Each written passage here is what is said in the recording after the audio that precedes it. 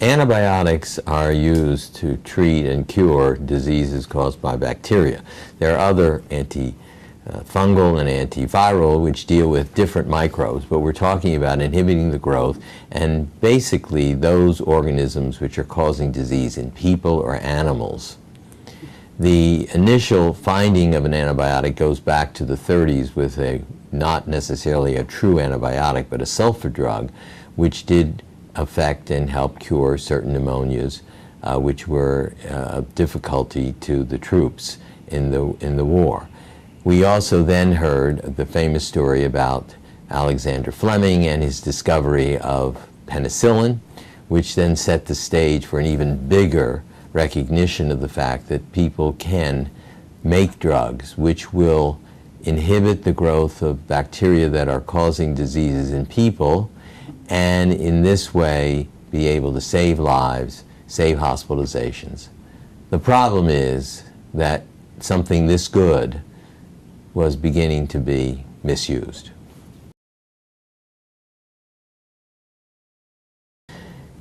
Penicillin was touted a miracle drug. Those who were using it were claiming it could do all sorts of things, cure cancer, for instance, cure all sorts of infectious diseases, and so it became known as the miracle drug.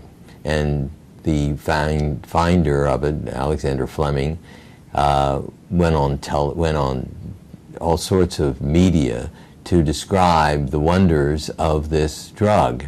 And his collaborators and others in England, such as Ernest Chain and collaborators, were finding ways to make penicillin so it could be used as a therapeutic. The initial finding was serendipitous, and he was aware of the potential, but had none of the manpower to make enough of the drug to demonstrate that it was effective. Alexander Fleming was among the first, if not the first, to warn that once an antibiotic becomes available to the public as an oral medication, that it will be misused, and with misuse will come what he called resistance. He was way ahead of his time there too. And that in fact resistance meant that the drug would not work against the bacteria because they had incorporated changes in their structure and changes in their material that made them unaffected by the antibiotic, penicillin being one of the first, but then going on to many other antibiotics, including those we face today.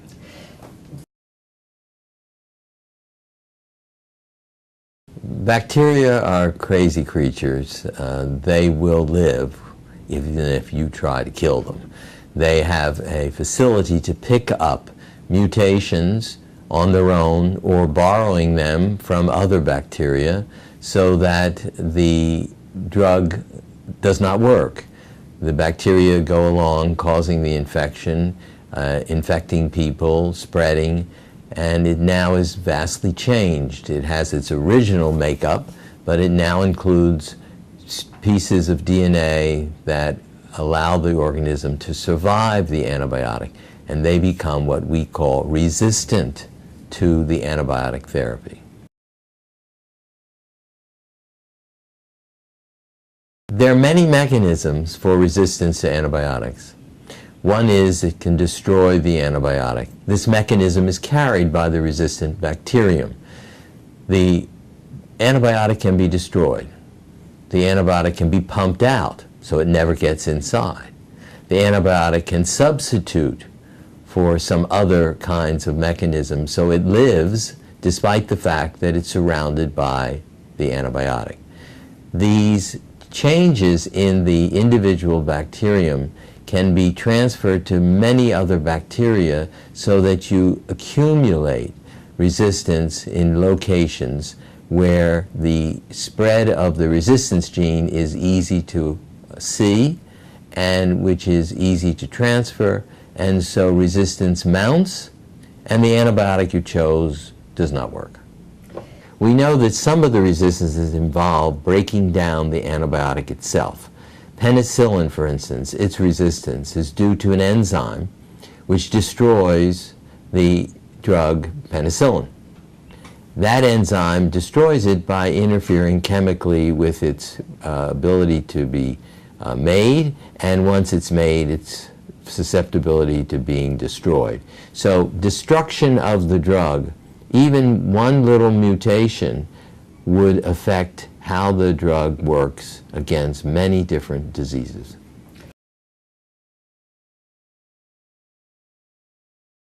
The question's asked, where did resistance emerge? Well, quite honestly, it emerged in the environment. But where we first saw it was in the treatment of human patients in hospitals around the world, and also in the United States. So resistance became an entity recognized by clinicians as a possibility that the drug wouldn't work.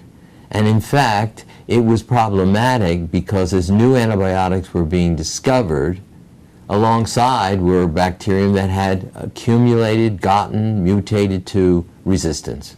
So resistance became a shadow of the antibiotic and impeded its success.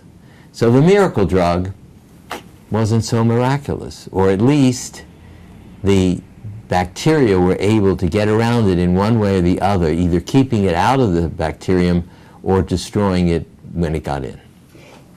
There are a lot of changes in the hospitals today as opposed to when they were initially seen as places to treat in the 1950s. I think the answer is that these genetic elements that could make a bacterium resistant, not susceptible, were beginning to be at play, because bacteria are not there to be destroyed. They're not going to give up. They're going to replicate. They're going to make new copies of themselves, but with the resistance involved. So the question is, why the hospitals? As Willie Sutton said about money, why do you rob banks? Because that's where the money is. Well, in this case, that's where the antibiotic is, and that's where the resistance is. So people and clinicians and infectious disease people and scientists began to study resistance and found that what's unique is multi-drug resistance. That is, that the bacterium is not just carrying resistance to one drug, but to 2, 3, 4 other structurally unrelated different mechanisms, but protecting that bacterium from the drug and therefore escaping the activity of the susceptibility mechanism. One asks, why resistance? The answer is twofold. Basically misuse and also overuse. And the problem is that we still bear, or people still bear, the idea that antibiotics are miracles and they can do no harm. So the more you use, the better they are. Well, that's clearly not the case. Bacteria have shown us that the more you use, the more chance you're going to have resistance, which is going to thwart your ability to treat your patient. So there's a movement afoot to eliminate, for instance, the ban, to eliminate the use of antibiotics for growth promotion. There's an educational push by many societies, including the Alliance for Prudent Use of Antibiotics, to improve how we use the drugs, to recognize that, in fact, there's a downside to overuse, a big downside, especially when we are not putting investments into new antibiotics. We have to use the older ones in a better way. Many of us in the antibiotic field are disappointed in the fact that the large pharmaceutical companies have left the antibiotic discovery field and have gone to spend their time and monies on drugs that are used more chronically, weeks at a time. Antibiotics, as we know, we want them to work rapidly. They're not to be used on a weekly, monthly basis. So the return on the investment was not what the companies wanted, and so they're just a handful of antibiotic producing companies that still exist, and they're not yet there with new antibiotics. So we're stuck with the fact that we have to use some of the old ones and the bacteria are already resistant to them. So we have to then devise either combinations of drugs or other ways. Certainly prevention of disease is critical, but it is true that we are in a critical, very critical time period where we do not have the luxury of new antibiotics. The use of antibiotics in animal food and in animal growing and animal raising was a serendipitous discovery by scientists who found that trace amounts of antibiotics put into the feed would allow chickens and beef cattle to grow with less need of protein. So in fact, they were gaining more weight, making more protein with the food that they were getting. And this was a unique discovery. It opened up a field that is still existing here in the United States, but no longer in Europe. What I'm saying is antibiotics are being given in small, not therapeutic amounts to beef cattle, to pigs, to chickens, to help them grow better for less food or feed. And this has opened up an area of antibiotic misuse, in my opinion, because on one hand we are raising our animals more hygienically and the need for an antibiotic supplement, however it works, is much less. But what this use does is create an environment of drug-resistant bacteria which are associated with the animals being fed the antibiotic, and those animals then excrete resistant bacteria, which then eventually get to people because it's on the meat that they buy. In most studies show the antibiotic is not in the meat. What's the problem are the resistant bacteria that are associated with the meat. With the fact that we don't have a pipeline of new antibiotics, with the fact that resistance comes in multiples, not just single resistances, and the fact that so much antibiotic is being given to animals for growth promotion, more than which given to people for treatment, there is a movement to stop this use, to ban the use of antibiotics as growth promoters.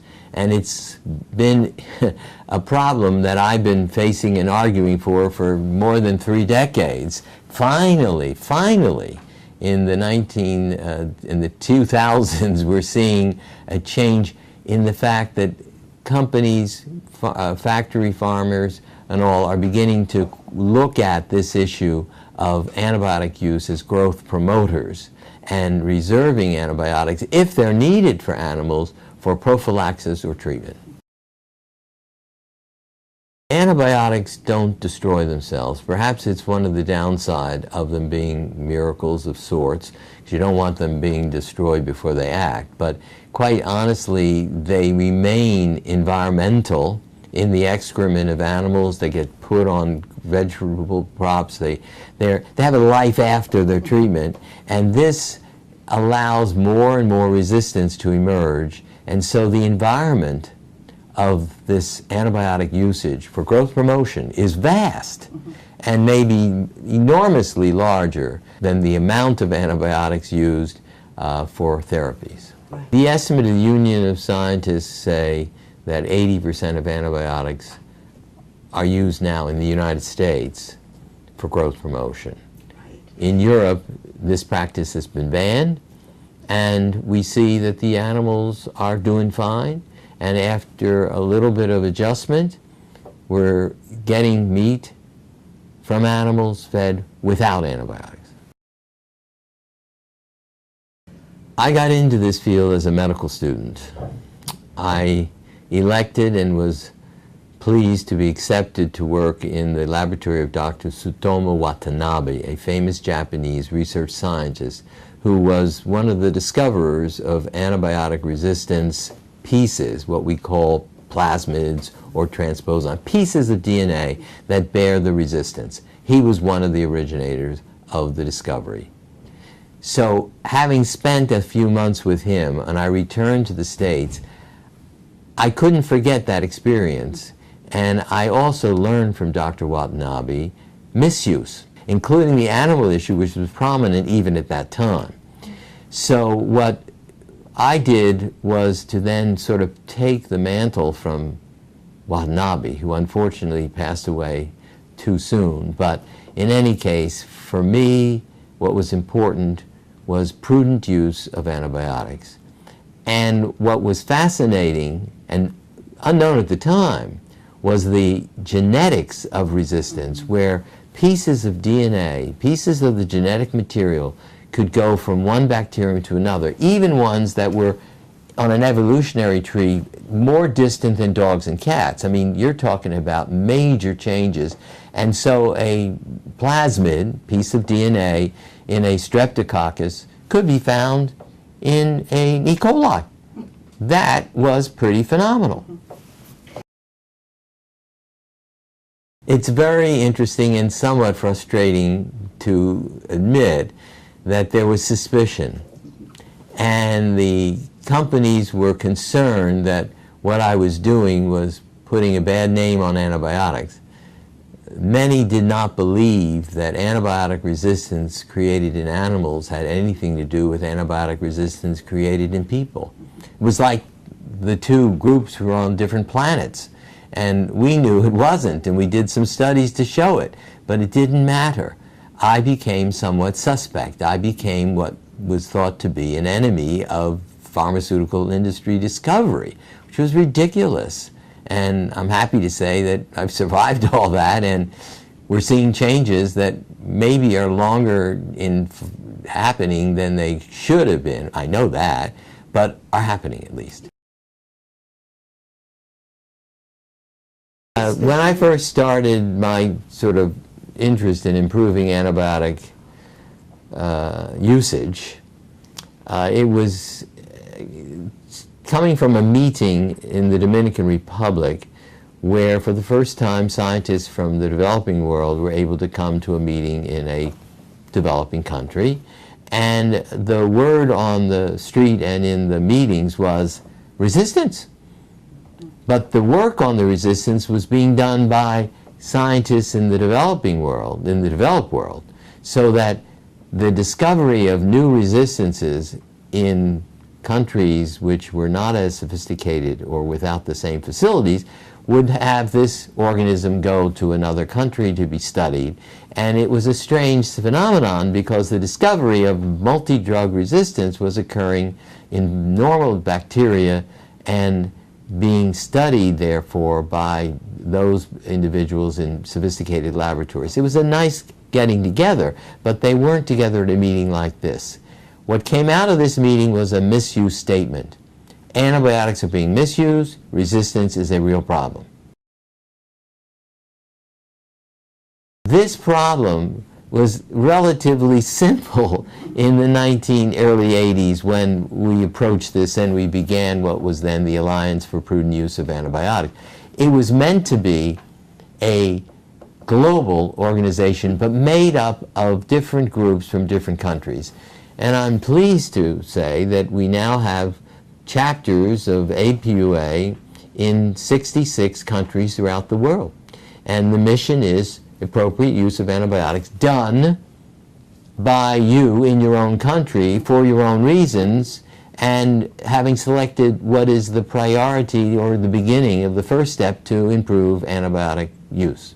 The Alliance for Prudent Use of Antibiotics was begun by myself along with the then a Mexican research scientist Jacobo Kupperstock, and it was my idea that the activities should not be to one country, should not be an American activity, it should be a global activity. And so we began by helping to establish different country-wide chapters of the Alliance.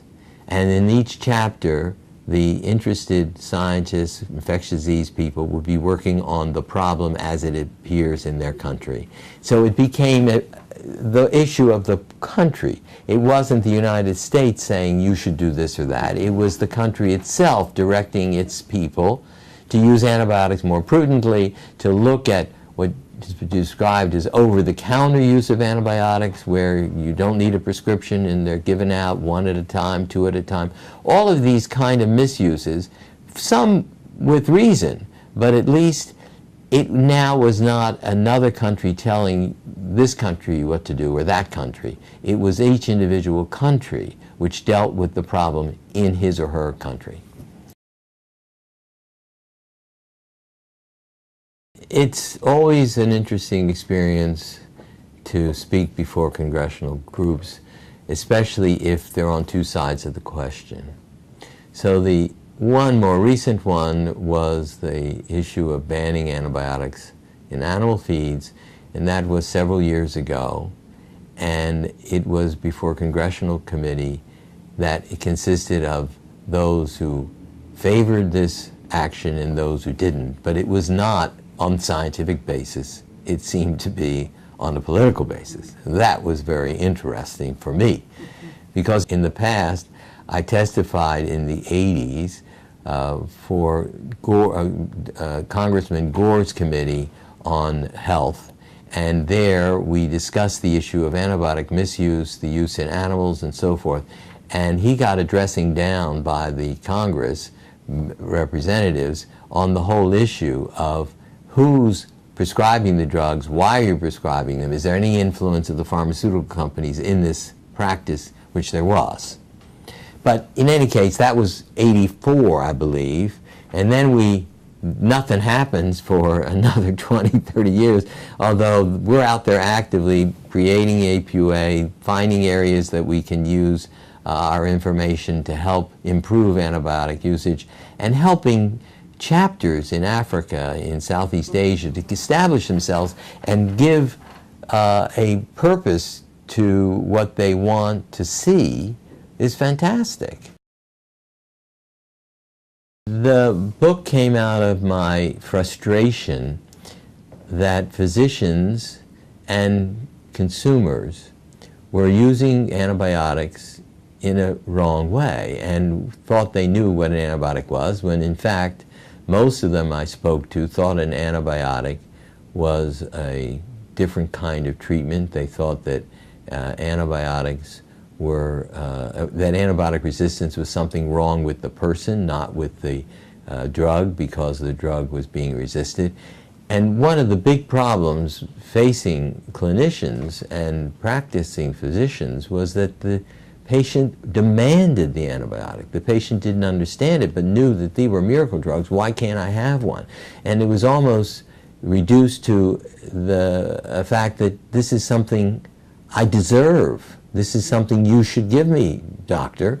So this was a difficult area to enter in. If you're writing a book for clinicians, you really need to write a book for the consumer. So I wrote the first edition of the Antibiotic Paradox, which was the first of its kind, to describe different mechanisms of resistance, the history of antibiotic discovery, the history of drug discovery. And I was pleased that it had a wonderful reception, and then 10 years later I updated it with the second edition, and it too was accepted widely and represents a description of antibiotic misuse and overuse, but also how you use antibiotics better for the person, the consumer, not necessarily for the physician. I was speaking to the wrong crowd. Not that the physicians, some of them couldn't be helped by this, but it was really the consumer that I needed to reach, and that's what I attempted to do with this book. I think that antibiotic resistance has revealed almost a science fiction in science. Who would have thought, before plasmids were discovered, that you'd have pieces of DNA that could go from one bacterium to another of very different types and carry with it the resistance genes which allowed the next bacteria to survive treatment, to complicate and unravel our ability to treat an infection with what were really touted as miracle drugs, and suddenly you have resistance to them. How's that happen? Well, there was a lot of food for good discovery and understanding resistance, and it was fascinating because some of the mechanisms were very, very different, and yet they worked. We're not sure they were there originally for antibiotics, but they were the reason that drugs didn't work. Resistance to antibiotics became a household term. I think the public needs to speak to their representatives and get companies back on track. We need new antibiotics because bacteria are just becoming more and more resistant, and it's not just the level of resistances, so that there are patients with whom you may not even have a drug to treat, and that is outrageous for our civilization. We should be, if we can go to the moon, we can certainly find antibiotics, but we have to put our time and energy into it. So I think that's one of the things. Two is to respect antibiotics. I think there's a lack of respect. There's a thinking that, oh, let's just try this one, or antibiotics will work, we know they will, and or I keep this in my medicine cabinet. If I have a scratchy throat, I just take one. And take one? Yeah, I take one and I feel a lot better. I said, yeah, but one isn't going to do anything. So that in the book I describe a number of scenarios of misuse, which some find shocking, but they're real and they're true. I would say that the Europeans politically are ahead of the US in the sense that they have taken great strides to improve antibiotic use, to educate the public, and to eliminate overuse of antibiotics when they're not needed. The politics involved in changing a policy is much easier in Europe, we have seen, than in the United States, where changes require court hearings and all sorts of different activities to changing a policy or changing an activity. So that I would say that Europe's ahead of us in that regard. What we're interested in now is two sides. One is to understand better how bacteria escape so many different antibiotics, multi-drug resistance, and there's some interesting genes that are involved, and we're studying those. The other area is relatively new. It's to prevent the infection in the first place. It's called antivirulence, and it's an antivirulence approach. So you have an infection that would come up with a patient who's put on a ventilator, and we know that that could be a couple % each day, and you have an antibiotic, but it's not really killing. What it does is it prevents the bacteria from sitting down and causing an infection, growing into an infection. It can't, because we are killing or keeping out the bacteria that can make the infection and prevent them from doing it. They can live, but they can't make an infection. And so this could be true for urinary tract infections, for post-surgical operations in which the infection is likely, and you could use an anti-infection agent to prevent it. You're not killing, you're not selecting for resistance. It's a whole new approach, but it has validity. And we have animal models that show us it can work. I think that decades of looking back help a little, because you see how numb the ears were in the 60s and 70s, and how suddenly there's a stand-up call and a look to new antibiotics. I think to some extent that's because the older generation in the pharmaceutical industry has passed on to some other places, and the younger ones who were trained by us about resistance and about plasmids and all the genetic machinery, I think they took over and said, yeah, resistance is a real entity. We should deal with that. The interesting discovery was it wasn't so easy to find new antibiotics. The history would told us we had penicillin and aminoglycosides and cephalosporins and all of the new antibiotics that were fabulous at the time. But we lost them to resistance. And then it wasn't easy to find new ones. And that created the big separation between the success of treatments versus the failure of treatments, whether it's on the farm or more likely in the hospital, where we take the biggest toll. the question is, why the issue now? I think now is because, one, large pharma has left the antibiotic discovery field to invest their investments in more lucrative areas, such as chronic diseases, where you're using a drug every day. It's not a 5-day or a 10-day treatment. So the return on the investment is much greater in the chronic drugs than in the acute. On the other hand, acute will kill you. So, I mean, it's being blinded that you have a real need here, and that, yes, you can get a good return, especially if you've got a good antibiotic. And we're lacking new antibiotics. We can hope that new ones will come through, but for the moment, this is a real loss.